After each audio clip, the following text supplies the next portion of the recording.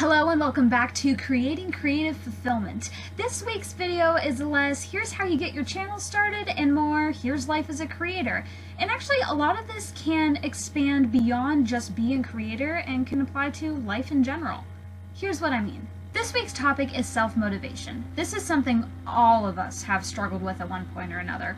I know that I'm continually fighting off procrastination and the urge to just sit on the couch all day, even though I have a list of things that I want to do and need to do, and I've wanted to do them for a long time. I have the free time, so why not just do it? It depends on the nature of the task or activity, of course. When there are things like deadlines for schoolwork or, taxes, those at least give you a bit of an end in sight. And even in the case of schoolwork and taxes, I found myself putting those things off. Even when I tell myself I have the time, I should do it now, I feel so much better if I do it now instead of doing it later, because I'll have all that free time. And I find myself quoting a favorite show when I have this little argument with myself that goes something like this: doesn't current quality of life supersede future quality of life? And then I just remain on my couch. For creative people and those in the pursuit of doing creative things for a living, there can be a bit of a fine line in this self-motivation. You are doing this thing, whatever it is, for you and for others. There can also be the added pressure of doing something in a certain way, wanting to please an audience or a sponsor, and getting something done so you'll get paid if it's your full-time job. And the pressure might turn you off from doing this creative thing altogether. However, the good news is you don't have to do any of it alone. For some people, alone is okay. You know yourself, and if you're just fine motivating yourself to get things done, whether it's through a metaphorical carrot-stick method, or making a to-do list and posting it all over the house, or just holding a book or a movie or a TV show hostage for a few days until you get the thing done, then just do that. You've gone through school, through jobs, through life up until this point, and while many of those things have consequences attached to them, schoolwork, taxes, many of the things didn't.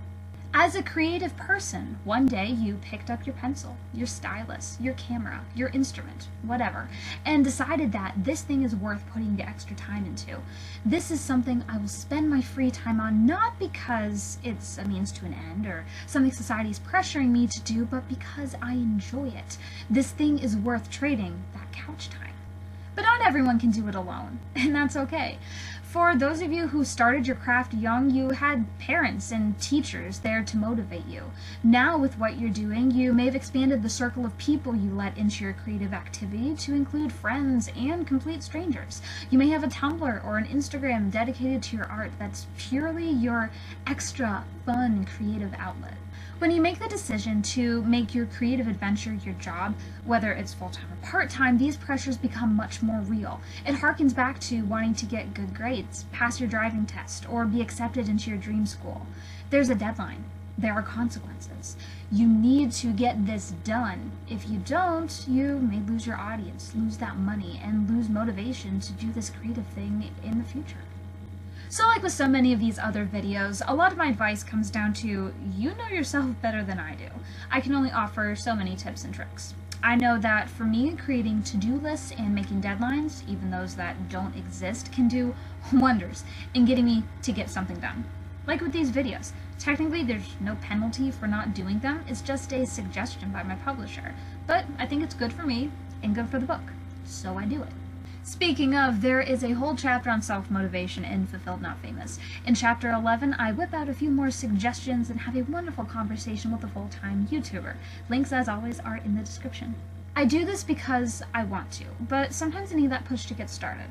We all remember from physics class that objects at rest tend to stay at rest, and a truer statement never existed for me. But then I'll get that burst of motivation. Maybe it's a gentle reminder from my mom of, didn't you say you wanted to have some free time in a couple days? Or maybe I'll whip out my syllabus and see that, hey, if I get this one thing done this week, then I'll have 2 free weeks of homework instead of just 1. Or I'll glance at the corner of my room and see my piano sitting, dusty, silently judging me, and I feel I should get out my undergrad books again and retrain my fingers. Self-motivation for some people can be hard. There's nothing wrong with putting things off for a little while, and sometimes procrastination can be a good thing. A little bit of pressure can create some interesting results. But chronically, it's not a good way to go about doing things, especially things that you want to enjoy. So if you need a little help, ask. I'm sure there's someone in your life that you don't want to disappoint.